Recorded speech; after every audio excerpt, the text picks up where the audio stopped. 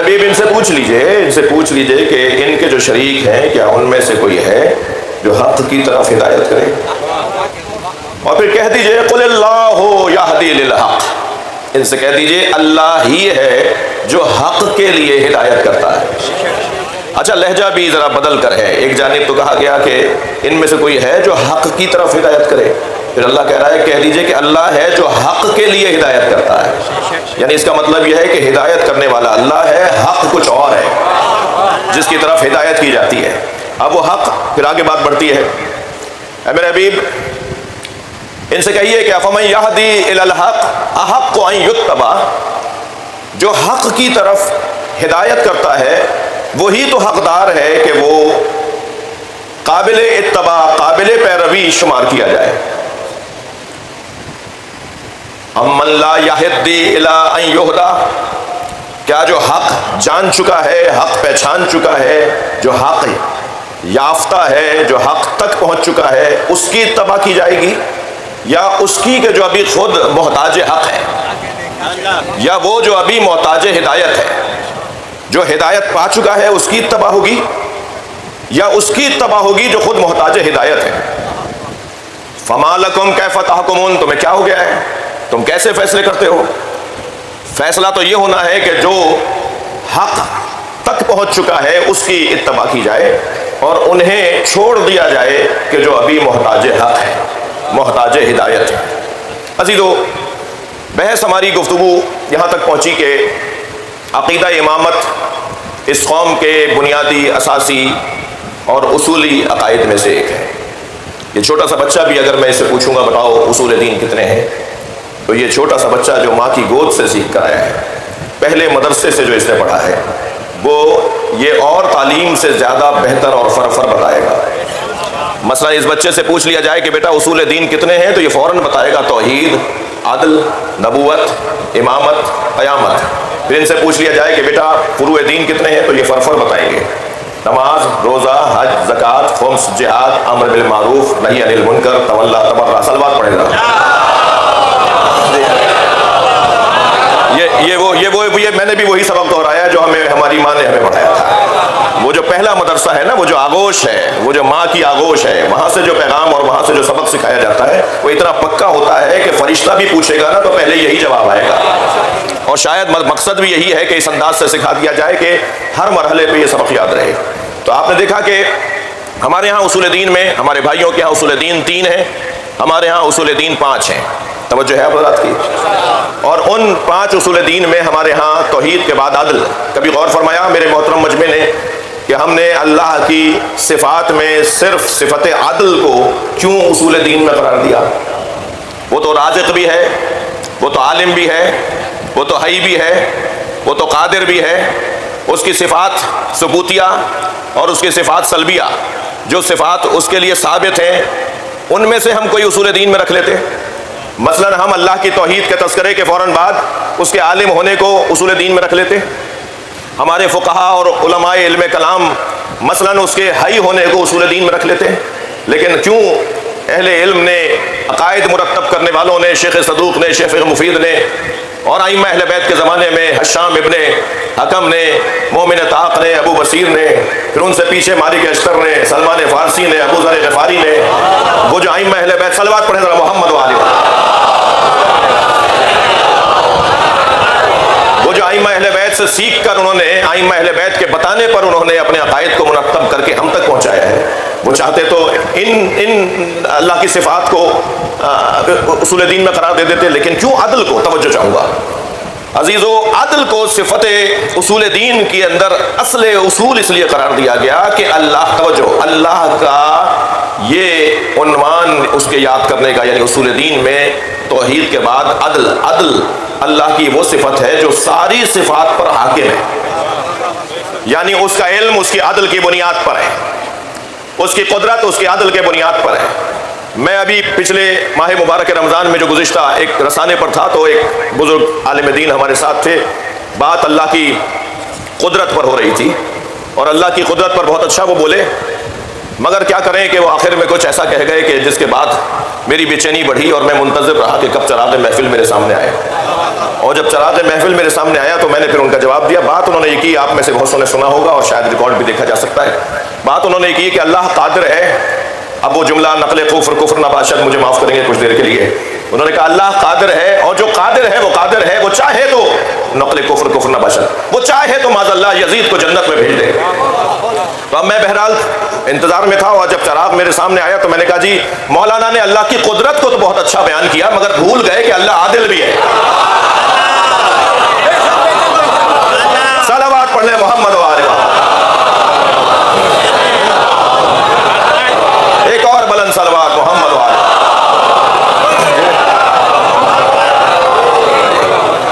اللہ کے عدل کا تقاضا یہ ہے کہ جو جہاں کا ہے اسے وہاں رکھا جائے. عدل الہی کا تقاضا یہ ہے کہ جس کی جو جگہ ہے اسی جگہ پہ اسے رکھا جائے. اور عدل کی تعریف بھی یہی ہے کہ وضع الشیء علی محلہ. توجہ, ہر شے کو اس کی اپنی جگہ پہ رکھنا عدل ہے. ٹوپی سر پہ رکھی جاتی ہے, جوتیاں پیر میں, جگہ بدل دیں گے تو یہ ظلم کہلائے گا, اور اس کو اپنی جگہ رکھیں گے تو یہ عدل کہلائے گا. توجہ چاہوں گا عزیزان گرامی, میرا مضمون عدل الہی نہیں ہے, عدل میرا مطلب اور مضمون نہیں ہے, مگر میں تمہیدی بیان سے گزر رہا ہوں. 2 رکعت کا جز وقتی امام جس قوم میں عادل ہو, بھائی میرا اور میرے اللہ سے تعلق ہے نا نماز. پوری قوم ڈھونڈتی ہو ایسے امام کو, ایسے پیش نماز کو, میں تھوڑا سا اپنے بھائیوں کے لہجے میں بول دیتا ہوں, ایسے امام صاحب کو ڈھونڈتی ہو جو 2 رکعت کا جز وقتی امام ہو, تو لازم ہے کہ وہ آگے کھڑا ہو جو عادل ہو. جس قوم کا جز وقتی امام عادل ہو, اس قوم کا کل وقتی امام کتنا بڑا معصوم ہوگا.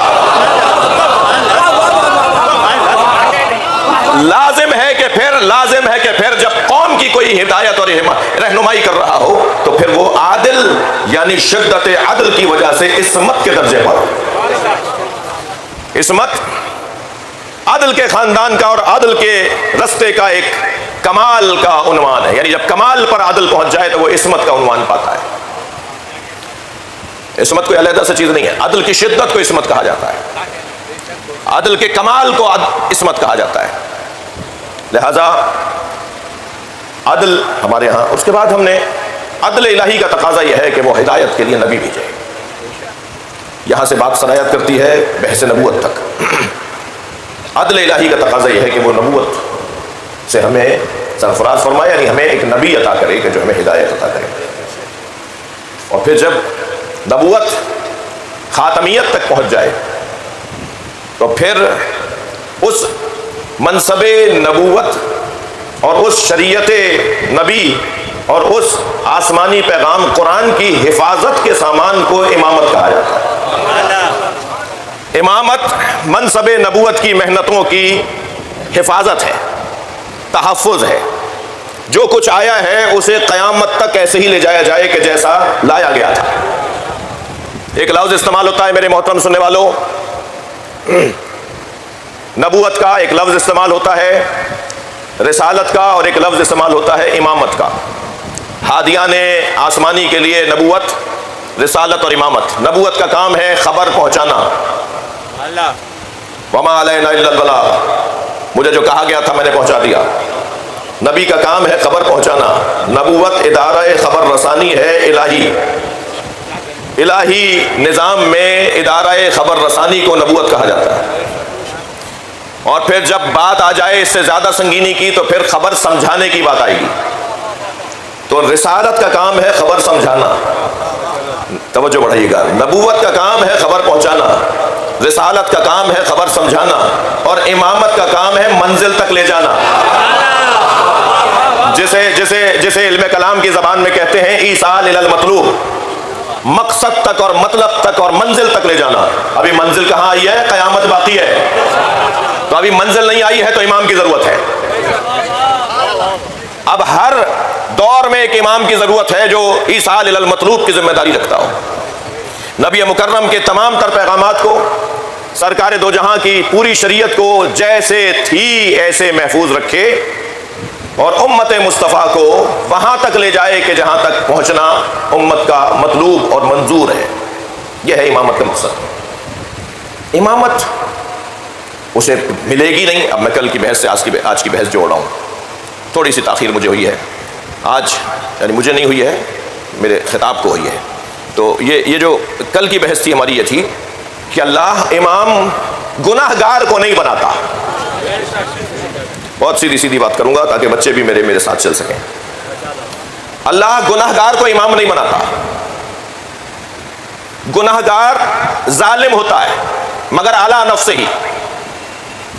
دو طرح کے ظالم ہیں. اعلیٰ غیر ہی، جو اس کو ہم سبھی ظالم کہتے ہیں، اس کو مار دیا، اسے زخمی کر دیا، اس کے ساتھ زیادتی کر دی، وہ ہے ظالم اعلیٰ غیر ہی. لیکن جو بند کمرے میں بھی، تنہائی میں بھی، تاریکی میں بھی گناہ کر رہا ہو وہ اعلیٰ نفس ہی ہے. جیسے وہ ظالم ہے ایسے یہ بھی ظالم ہے. اللہ تو جانتا ہے نا کہ بند کمرے میں کون کیا کر رہا ہے. جی جب زلیخا نے حضرت یوسف کی طرف قدم بڑھائے تو حضرت یوسف نے اپنے اللہ کو یاد کیا، تو زلیخا کو بھی یاد آ گیا کہ اس کا بھی کوئی اللہ ہے. تو حجرے میں رکھے ہوئے بت کے اوپر اس نے چادر ڈال دی. تو حضرت یوسف نے فرمایا کہ تم نے یہ کیا کیا؟ کہنے لگی مجھے اپنے اللہ سے حیا آ رہی ہے. تو حضرت یوسف نے فرمایا تم نے تو اپنے اللہ کی آنکھوں پہ پردہ ڈال دیا، میرے اللہ کی آنکھوں پہ پردہ نہیں ڈالا جا سکتا. وہ مجھے ہر حال میں دیکھے گا، وہ مجھے ہر حال میں دیکھے گا. لہٰذا وہ جو بند کمرے میں تنہائی میں گناہ کر رہا ہے وہ بھی ظالم ہے، اور وہ جو علنی گناہ کر رہا ہے وہ بھی ظالم ہے، اگرچہ اس کی شدت زیادہ ہے، اس کی مذمت زیادہ ہے. جو برملا گناہ کرتا ہو، جو علنی گناہ کرتا ہو، اس کی مذمت زیادہ ہے. لہٰذا گناہ گار وہ بھی ہے، ظالم وہ بھی ہے، اپنے اوپر ظلم کرنے والا بھی ظالم ہے. گناہ اپنے اوپر ظلم ہے، جھوٹ اپنے اوپر ظلم ہے، دھوکہ اپنے اوپر ظلم ہے، غیبت اپنے اوپر ظلم ہے. کسی اور کو نقصان بعد میں ہوگا، پہلے ان گناہوں سے خود گناہ گار کو نقصان ہوتا ہے. بس یہی اگر شریعت محمدی کا پیغام لے لیں نبی کے چاہنے والے تو معاشرے سے گناہوں کی کمی ہونا شروع ہو جائے. وہ جو اپنے اوپر گناہ کرنے والا ہے وہ بھی ظالم ہے، وہ جو گناہ کر رہا ہے، اپنے اوپر ظلم کر رہا ہے، وہ بھی ظالم ہے، وہ امام نہیں ہو سکتا. کل کی مجلس میں ہم نے ایک بحث کا آغاز کیا تھا اور اس کے ابتدا میں ہی ہم ناتمام بحث کو چھوڑ گئے وقت محدود ہونے کی وجہ سے. اور ظاہر عشرے کا ایک مقصد یہ بھی ہے کہ آج رہ گئی یہ بات تو کل اس کو مکمل کیجئے، بات کو آگے بڑھائیے اور بات کو واضح کیجئے. یہ گنجائش ہمیں اس موقع پہ تو ایک 10 روزہ یہ نصاب تعلیم ہے کسی ایک مضمون کے اوپر، تو ہم ان 10 دنوں میں بہت کچھ کسی ایک مضمون پر غور کر سکتے ہیں.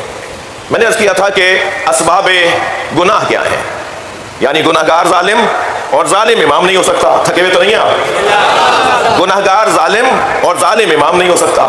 اور ہم عقیدہ امامت میں اس امام کی تلاش میں ہیں جو معصوم ہوگا.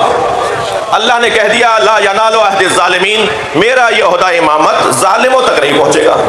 تو جو بھی ظالم ہے وہ امام نہیں ہے. اور پھر ظلم کی کیا سبب ہے، کیا سبب ہے جس کی وجہ سے انسان ظلم کر بیٹھتا ہے. تو پہلا سبب کل جو بیان ہوا اسے تکرار نہیں کروں گا، کل آنے والوں کا وقت ضائع ہوگا، وہ ہے حسد. حسد سبب ہے ظلم کا. اگر کوئی ظلم کرتا ہے کسی اور کے اوپر، اگر کوئی ظلم کرتا ہے اپنے اوپر، تو آپ ظالموں کی اگر علتیں تلاش کریں گے ظلم کی تو ان میں پہلا ہے حسد. بحث ہو گئی، اس پر ابھی آج نہیں بات کرنا. دوسرا ہے غضب، غصہ. تیسرا ہے توجہ چاہوں گا، دوسرا ہے غضب اور تیسرا ہے شہوت.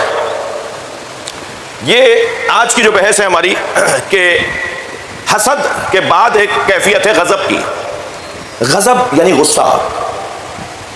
یہ ذاتی طور پر نہ برا ہے نہ اچھا ہے. یہ محل اور موقع بدلنے سے اچھا ہو جاتا ہے اور محل اور موقع بدلنے سے برا ہو جاتا ہے. پہلے تو ذہن میں رہے کہ جسے غصہ نہیں آتا وہ بیمار ہے، اور وہ بھی بیمار ہے جس کا غصہ کنٹرول میں نہیں رہتا. تو اب جسے غصہ نہیں آتا اسے بھی اپنا روحانی علاج کرانا ہوگا، اور جسے غصہ کنٹرول میں نہیں رہتا اسے بھی اپنا علاج کرانا ہوگا.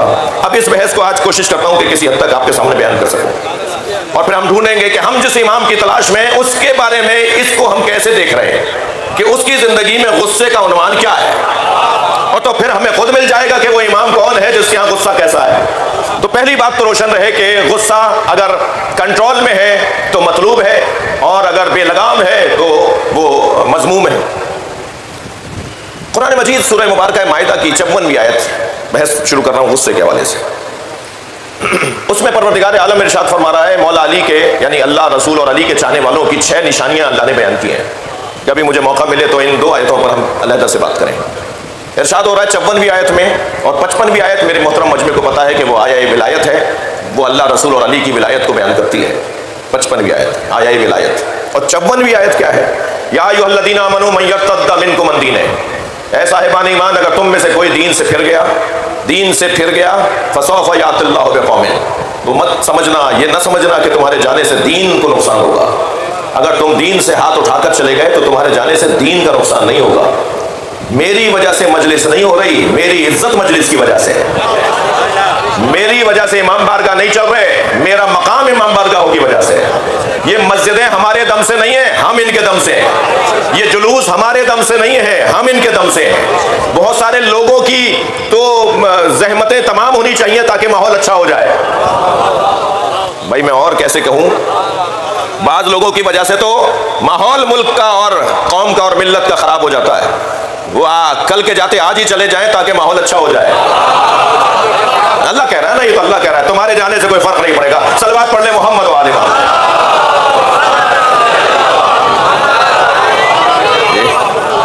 من یرتد منکم عن دینہ, اے صاحبان ایمان, اچھا بات مومنوں سے ہو رہی ہے, بات مومنوں سے ہو رہی ہے. اے صاحبان ایمان اگر تم میں سے کوئی دین سے پھر گیا فسوف یأتی اللہ بقوم, تو اللہ ایک اور قوم کو لے آئے گا جن میں یہ 6 صفتیں ہوں گی. علی والے نشانیوں کے ساتھ جیتے ہیں, علامتوں کے ساتھ جینا ہی تو ہنر ہے. بھیڑ میں گم ہو جانے والا علی والا نہیں ہوتا, مجمع میں ممتاز نظر آنے والا حیدری ہوا کرتا ہے.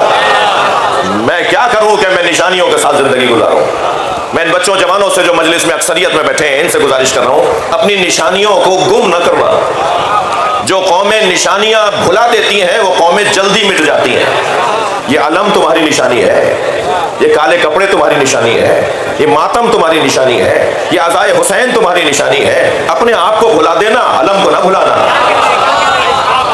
یہ قرآن ہماری اللہ کے کرم سے ہمارے پاس جو قرآن جیسی دولت اور نعمت ہے یہ ہماری نشانی ہے. یہ محبت اہل بیت ہماری نشانی ہے. صرف ایک جملہ کہتا ہوا گزر رہا ہوں, اگر اسے میرے سوشل میڈیا کے ایکٹیوسٹ لوگ اسے پھیلانا بھی چاہیں تو میری طرف سے اجازت ہے. اور جملہ یہ ہے کہ سویڈن میں جو قرآن کی توہین ہوئی تو پیغام دیا جائے سال عزاداری سید الشہداء کے ذریعے سے کہ شیعہ حیدر کرار قرآن کی حفاظت کرنا بھی جانتے ہیں, قرآن دشمنوں سے بات کرنا بھی جانتے ہیں.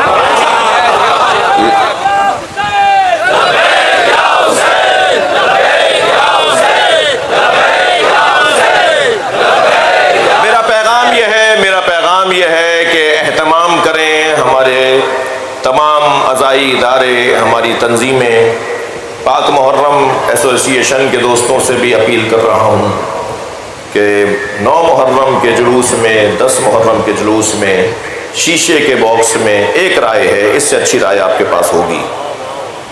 قرآن کو سجا کے رکھا جائے اور وہ جلوس میں وہ کسی سواری پر رکھ کر جلوس میں اسے لے کر چلا جائے. اور اس سال کی عزاداری میں عزادار قرآن کے احترام کا اظہار کر کے بتائیں کہ ہم اپنی جانوں سے زیادہ اپنے عقیدے کو رکھتے ہیں. لہذا قرآن کو اس وقت عراق اور ایران اور بحرین اور قطر اور کویت کے اندر اس موضوع پر باتیں ہو رہی ہیں شیعہ برادری میں, کیونکہ عزاداری کے میزبان آپ ہیں, میں اس لیے شیعوں سے بات کر رہا ہوں. اہتمام ہو رہا ہے, وہاں جلوسوں میں تیاری کی جا رہی ہے کہ قرآن کو کس انداز سے اظہار کیا جائے کہ پوری امت سنی شیعہ قرآن کے احترام پر متفق ہے. قرآن وہ کتاب ہے جو در سے انقلاب ہے, قرآن وہ کتاب ہے جو در سے انقلاب ہے. علی کا طرز زندگی منافقت کی موت ہے, علی کا طرز زندگی منافقت کی موت ہے. ابو طالب پر بلند تر صلوات. کوئی بھی بہتر طریقہ, یہ ایک میری رائے تھی, ضروری نہیں ہے, اس سے اچھے آئیڈیاز, اچھے خیالات آپ کے ذہن میں آ سکتے ہیں. قرآن کے احترام کا اظہار ہو اس سال ان دنوں میں بھی. توجہ ہے حضرات کی. صرف ایک جملہ ضرور کہنا چاہوں گا, نشانیوں کے ساتھ جیو. جو نشانیوں کے ساتھ جیتے ہیں وہ گم نہیں ہوتے. علامتوں کے ساتھ رہنا ہی ہنر مندی ہے. تمہاری چال بتائے کہ تم علی والے ہو. ہمارا حلیہ بتائے کہ ہم حسین والے ہیں. کسی نے دیکھا نہیں تھا کہ بت ابراہیم نے توڑے ہیں، مگر سارا شہر کہہ رہا تھا کہ یہ کام ابراہیم کا ہے. مولا علی جسے مارتے تھے نا، جس شخص کو قتل کرتے تھے جنگ میں، وہ جنازہ پکار کے کہتا تھا مجھے علی نے مارا ہے. کام بتائے کہ کس کا کام ہے، طریقہ کار بتا دے کہ یہ کون کر سکتا ہے، کوئی اور نہیں کر سکتا، سوائے ان کے کوئی اور نہیں کر سکتا. تو نشانیاں، شیعوں کی نشانیاں 6 نشانیاں اللہ بیان کر رہا ہے. مَن یرتد منکم عن دینہ فسوف یأتی اللہ بقوم. کیا پہلی نشانی؟ یحبہم ویحبونہ اذلۃ علی المؤمنین اعزۃ علی الکافرین لا یجاہدون فی سبیل اللہ لا یخافون لومۃ لائم. یہ 6 نشانیاں. مجھے ان کے ترجمے پر رخصت دیجئے، وقت میرے پاس تنگ ہو رہا ہے. ان 6 میں سے ایک نشانی جو میرے مضمون میں ہے، اور وہ ہے کہ اعزۃ اذلۃ علی المؤمنین، مومنین کے سامنے وہ خاکسار رہتے ہوں گے، اور اعزۃ علی الکافرین، مگر کافروں سے وہ اکڑ کر بات کریں گے. یہ جو کافروں پہ عزیز اللہ دیکھنا چاہتا ہے نا، ہمیں کافروں پر اللہ عزیز دیکھنا چاہتا ہے، کافروں پر ہمیں برتر دیکھنا چاہتا ہے، کافروں پر ہمیں بڑا دیکھنا چاہتا ہے. کافر ہمارے زیر اثر رہیں مگر ہم کافروں کے زیر اثر نہ رہیں. یہ چاہتا ہے اللہ ہم سے. یعنی قرآن کا ایجنڈا یہ ہے کہ تم عزیز بنو کافروں کے اوپر، تمہاری عزت کافر کرے.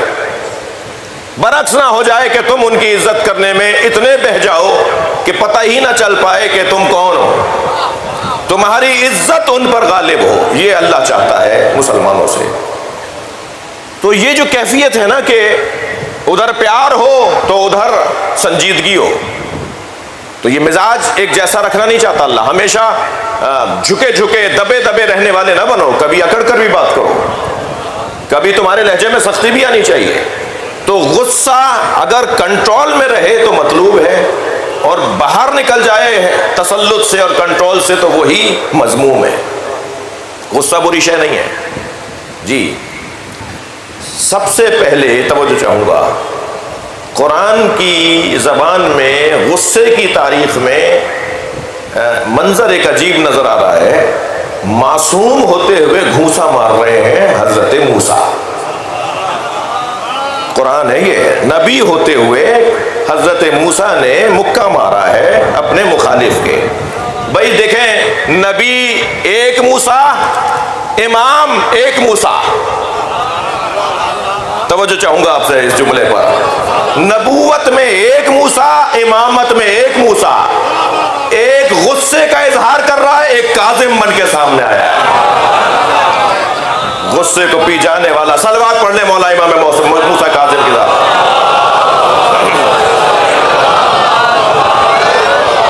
تو یہ دونوں کیفیتیں ائمہ اہل بیت کے ہاں، یہ دونوں کیفیتیں مولا کائنات کے ہاں. آپ نے دیکھا کہ سینے پہ چڑھنا غصہ تھا، سینے سے اترنا بھی غصہ تھا. وہ اس پر قابو تھا اور یہ اپنے آپ کو قابو میں رکھنا تھا.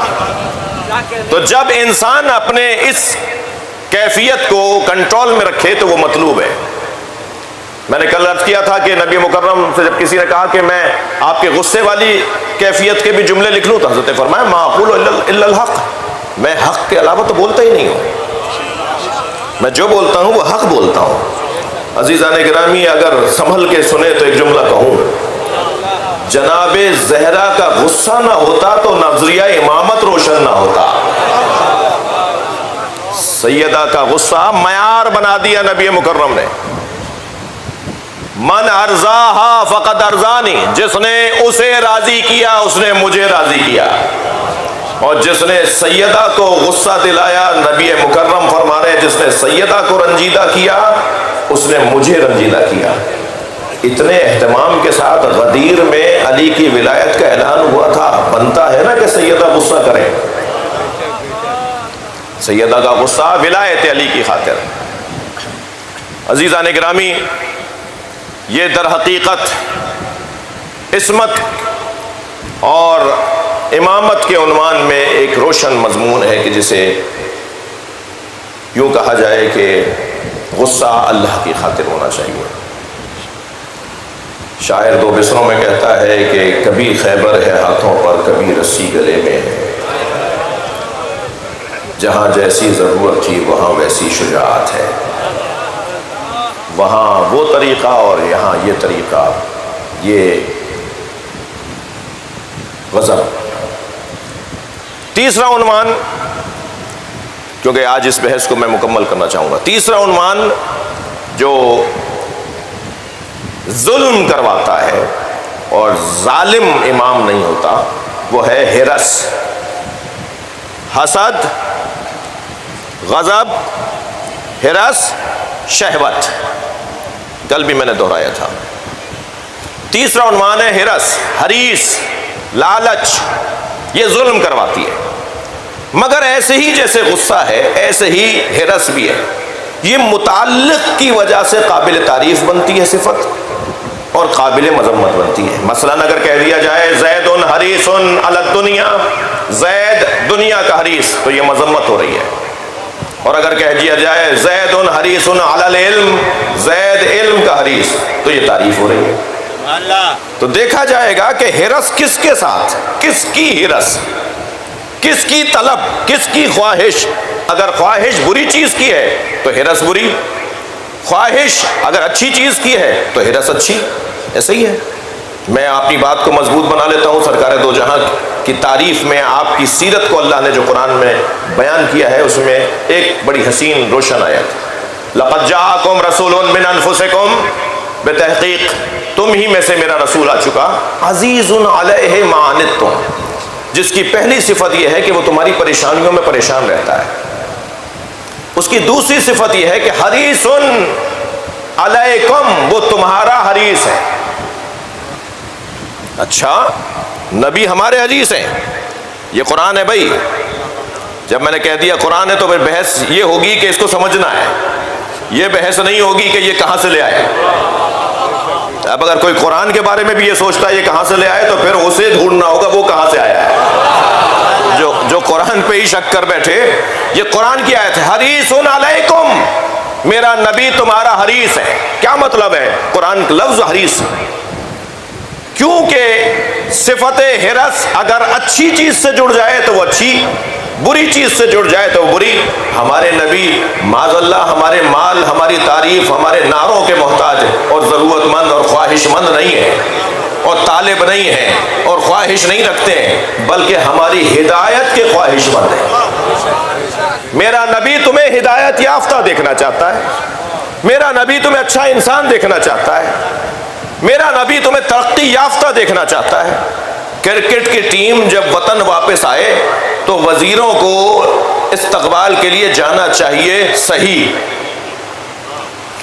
کرکٹ کی اور ہاکی کی ٹیم جب پاکستان واپس آئے تو وزیروں کو استقبال کے لیے جانا چاہیے صحیح، مگر کوئی تعلیم کمپیوٹر میں، فزکس میں، کیمسٹری میں، میتھ میں، کسی اور مقابلے میں دنیا سے گولڈ میڈل لے کر طالب علم جب پاکستان واپس آئے تو وزیر تعلیم صاحب کہاں ہوتے ہیں؟ ہمارے ادارے کہاں ہوتے ہیں؟ کوئی استقبال کرنے کے لیے نہیں جاتا۔ جہاں کھیل کی دنیا میں مسلمان کو ترقی یافتہ دیکھ کر نبی کی روح مبارک خوش ہوتی ہوگی، وہاں اس سے زیادہ نبی کی روح مبارک اس وقت خوش ہوگی کہ جب نبی کا امتی اچھا تعلیم یافتہ ہوگا اور تعلیمی دنیا میں کوئی کارنامہ کر کے دکھائے گا۔ مگر ہمارے ہاں المیہ یہ ہے کہ ابھی پچھلے دنوں ایک جوان عالمی سطح کے مقابلے میں گولڈ میڈل لے کر آیا، اس کے اپنے گھر والے اسے لینے گئے، وہ اپنا میڈل، وہ اپنا ٹرافی اٹھا کر اکیلا باہر آ رہا تھا۔ ہماری مملکت کے لوگوں کو نہیں پتا تھا کہ کوئی کارنامہ کر کے پاکستان واپس آیا ہے، بلکہ میں اگر اس کا نام بتا دوں گا تو شاید اسے مار بھی دیا جائے۔ ہمارے ہاں تو یہ المیہ ہے کہ پڑھے لکھے لوگوں کو یا ملک سے باہر جانا ہے یا پڑھے لکھے لوگوں کو مر جانا ہے۔ جی، نبی ہماری ترقی کے حریص ہیں، نبی ہمیں ترقی یافتہ دیکھنا چاہتے ہیں۔ میرے عزیزوں، میرے محترم سننے والوں، وہ کسی سے کیا ہرس کرے گا جو سویا تھا تو نفس رسول تھا، اٹھا تو نفس اللہ بن گیا۔ صلوات پڑھنے محمد و آل محمد۔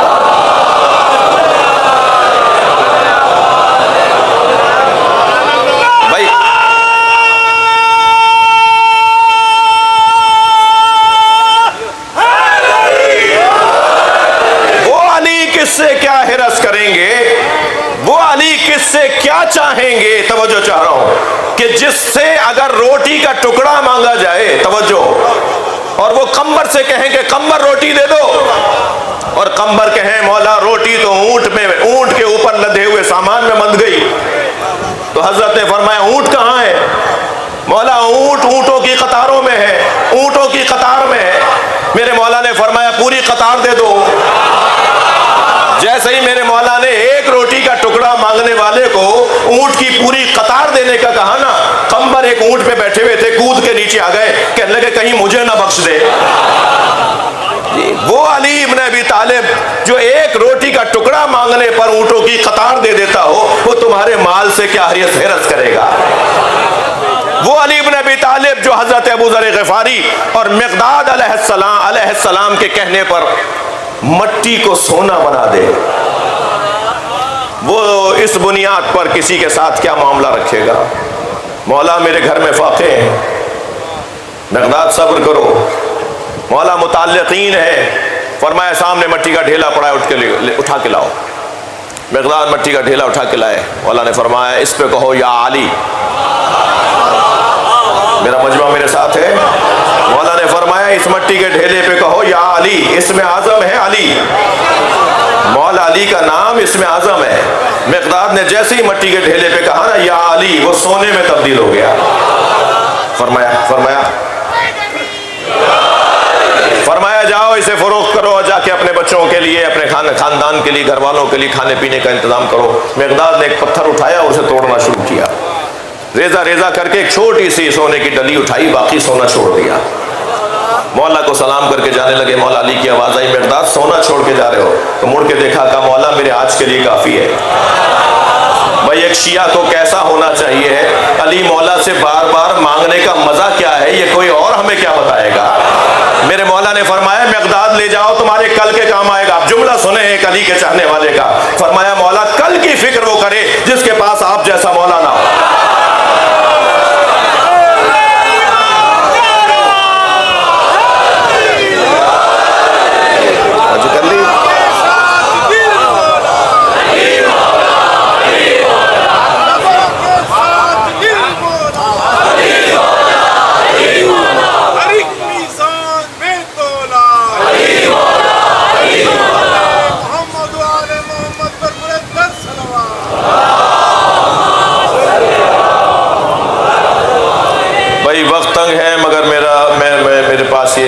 میرے اپنے ہاتھ کی گھڑی تو کام کر رہی ہے، تو بہرحال مجھے اندازہ ہے کہ وقت تنگ ہے، مگر میرا دل کہہ رہا ہے کہ ایک منزل اور آگے آئی ہے۔ جی ہرس ہے نا، وہ ہرس سبب ظلم ہے، اور ظالم امام نہیں ہوتا۔ جس علی نے دنیا کو 3 طلاقیں دے دی، وہ کسی کے مال کی طرف کیا دیکھے گا؟ فرماتے ہیں قد طلقتک ثلاثا لا رجعت فیہا، اے دنیا جا، میں نے تجھے 3 طلاقیں دے دی، اب تجھے حق رجوع بھی نہیں ہے۔ مجھے اجازت دیجئے کہ اس بحث کو اگر ضروری سمجھتے ہیں تو کل تھوڑی سی اس بات کو پر تھوڑی دیر آپ کے ساتھ رکوں، کیونکہ ایام کریا اوزاری کے اور پرسے کے ہیں، اور وقت بہت تنگ ہو گیا، اور مجھے آپ اجازت دیں کہ ہم کربلا چلیں۔ چلیے میرے ساتھ اپنے ذہنوں کو کربلا لے چلیے۔ آج 3 محرم کا سورج غروب کرنے کو ہے۔ کربلا 2 محرم کو حسین نے بسا لی، نہر کے کنارے خیمے لگ گئے، ساری بیویاں اپنے اپنے خیموں میں آ چکی، چھوٹے چھوٹے بچوں کو پتا ہے کہ اب یہی میرا خیمہ ہے۔ مگر عزاداروں ایسے میں اگر کوئی لشکر آ جائے اور اس کا مطالبہ یہ ہو کہ خیمے حسین کے خیمے نہر سے ہٹائے جائیں، تو وہ عباس جو 36 سال سے کربلا کا انتظار کر رہے تھے، جب کبھی میرے مولا عباس نے تلوار کھینچنا چاہی تو کبھی امام حسن فرماتے تھے، کبھی امام حسین فرماتے تھے عباس یہ بصرہ ہے کربلا نہیں ہے، عباس یہ مدینہ ہے کربلا نہیں ہے، عباس یہ مکہ ہے کربلا نہیں ہے۔ ماں گود میں لوری ہی یہ دیتی تھی عباس کربلا، عباس کربلا۔ جسے پاؤں پاؤں چلاتے ہوئے جناب زینب یہی پڑھاتی تھی عباس کربلا۔ وہ جو کربلا کا انتظار اپنے ماں کی گود سے کر رہا تھا، اب اگر کوئی اس سے کہے کہ خیمے ہٹا دو تو وہ تو کربلا کے انتظار میں تھے۔ وہ آج بتائیں گے تمہیں کہ عباس اور کربلا کیا ہے۔ کہ ایک مرتبہ شمر کی طرف سے پیغام آیا کہ حسینی خیموں کو نہر کے کنارے سے ہٹایا جائے، اگر انہوں نے خیمے نہیں ہٹائے تو ہم خود اکھاڑنے آ رہے ہیں۔ کہ ایک مرتبہ حضرت عباس نے تلوار سے زمین پر خط کھینچ دیا اور تنہا اس طرف کھڑے ہو گئے اور فرمایا کسی میں جرأت ہے تو خط پھاند کے دکھائے، کسی میں جرأت ہے تو خط پھاند کے دکھائے، خط سے اس طرف آ کے دکھائے۔ اس منظر کو اور اس کیفیت کو امام حسین نے دیکھا، جناب زینب کے خیمے میں چلے گئے اور جا کر فرمایا بہن زینب عباس کو بلا لو۔ اجرکم اللہ، اجرکم اللہ۔ جناب زینب نے جناب فضہ سے فرمایا اماں جا کے عباس سے کہو کہ زینب بلا رہے ہیں۔ جناب فضہ قریب نہیں، کہا چھوٹے شہزادے تمہیں آقازادی زینب بلا رہی ہے۔ فرمایا اماں بی بی کو میرا سلام کہیے اور کہیے چند لمحوں میں خوشخبری لا رہا ہوں، میں آج ہی کربلا کی جنگ کو تمام کر رہا ہوں۔ پھر جناب فضہ پلٹ کر آئیں اور آ کر کہا زینب کہتی ہیں تم آتے ہو یا میں آ جاؤں؟ اجرکم اللہ۔ بس یہ جملہ سنا، تلوار نیام میں رکھی، خیمے کی طرف پلٹے۔ جب خیمے میں داخل ہوئے تو کیا دیکھا؟ امام حسین جناب زینب کے برابر بیٹھے ہیں۔ بڑھ کر سلام کیا اور بس ایک سوال کیا مولا خیمے ہٹا دوں؟ امام حسین نے بھی اپنے چہرہ مبارک سے اشارے میں کہا ہاں ہٹا دو۔ اجرکم اللہ، اجرکم اللہ۔ کربلا کا میدان، اب خیمے وہاں نہیں لگے کہ جہاں نہر کا کنارہ ہے۔ پانی ظاہراً 7 محرم سے پہلے بند ہوا ہے، 7 محرم سے تو پانی ختم ہوا ہے۔ 3 دن کی پیاس ہے، عباس کی ذمہ داری ہے۔ عزیزو، روایات عزائے بر صغیر کے مطابق آج میں آپ کو حسین مولا کے اس صحابی کی یاد میں رکھنا چاہتا ہوں جس کے آنے پہ زینب کبریٰ نے انہیں سلام دیا تھا۔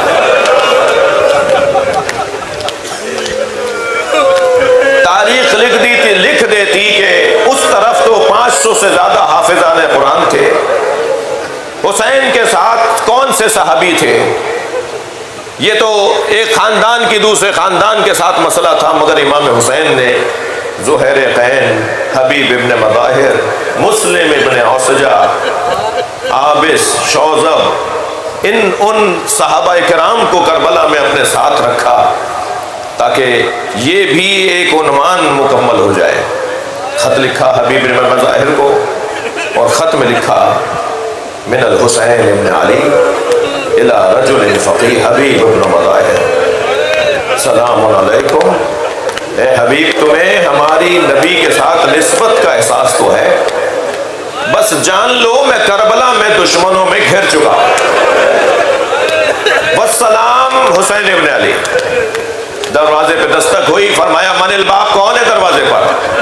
تو قاصد نے آواز دی انا برید الحسین، میں حسین کا قاصد ہوں۔ ہاتھ پیر پھول گئے، دروازے پر جلدی سے دوڑتے ہوئے آئے، ہاتھ سے میرے مولا حسین کا خط لیا، آنکھوں سے لگایا، خط کو کھول کے دیکھا تو حسین نے حبیب کو یاد کیا ہے کہ کربلا آ جاؤ۔ گھر میں داخل ہوئے تو زوجہ نے بڑھ کر پوچھا کیا ارادہ ہے؟ کہا حسین ابن علی نے مدد کو پکارا ہے، مگر میں بوڑھا ہو گیا ہوں، میں مدد کرنے کیا جاؤں گا؟ بس یہ جملہ سنا، زوجہ اپنی جگہ سے اٹھی، سر پہ چادر رکھ کر سامنے آگے کھڑی ہو گئی، کہنے لگی تمہیں نے تو ابھی بتایا ہے کہ حسین کے ساتھ زینب بھی ہے۔ اجرکم اللہ۔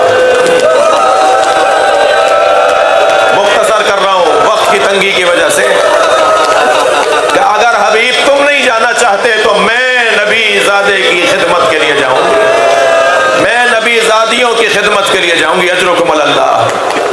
کہ ایک مرتبہ حبیب نے آواز دے کر کہا اللہ رے غربت حسین، جن پر خواتین بھی ترس کھا رہی ہوں، اپنے غلام کو بلایا، گھوڑا تیار کرو، فلاں جگہ جا کے کھڑے ہو جاؤ، میں کچھ دیر میں وہاں پہنچوں گا۔ غلام گھوڑا لے کر ایک منزل پر کھڑا انتظار کر رہا ہے۔ حبیب بے راہوں سے ہوتے ہوئے، نامانوس رستوں سے ہوتے ہوئے وہاں پہنچنا چاہتے تھے، پہنچنے میں تاخیر ہوئی۔ تاخیر جو ہوئی تو غلام گھوڑے سے کہہ رہا تھا کچھ دیر اور انتظار کرتے، اگر حبیب نہیں آئے تو میں تیری پشت پر بیٹھ کر حسین کی مدد کرنے جاؤں گا۔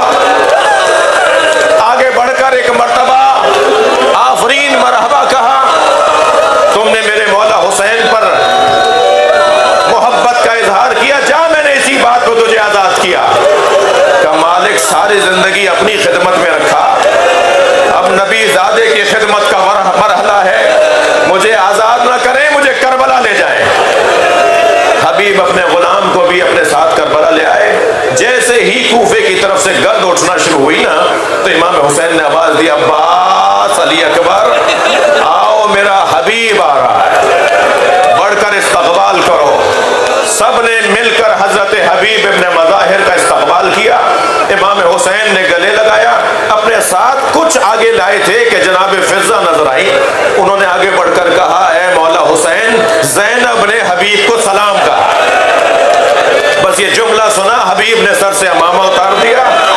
اللہ رے غربت اہل بیت، مجھ جیسے اس قابل کہاں کہ نبی زادیاں بھی ہمیں سلام بھیجے۔ اجرکم اللہ، اجرکم اللہ۔ ایک منزل اور آگے آ جائیے، گریہ ہو گیا، پورے نشتر پارک میں گریہ کی صدائیں بلند ہیں۔ اللہ آپ کو اجر و ثواب عطا فرمائے، کوئی غم نہ دے۔